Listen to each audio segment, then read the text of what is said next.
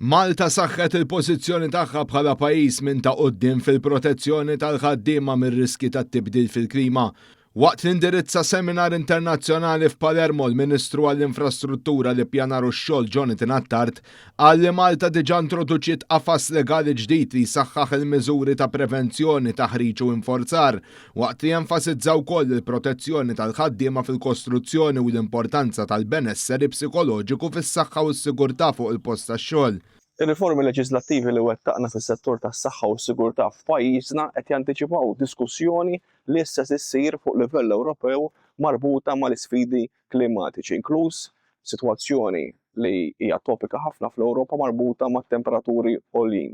Aħna bħala pajjiż qed nintużaw bħala mudell ta' ġurisdizzjoni li nexxilha ddaħħal liġijiet li jipproteġu l-ħaddiema tagħha f'sitwazzjonijiet ta' dan it-tip.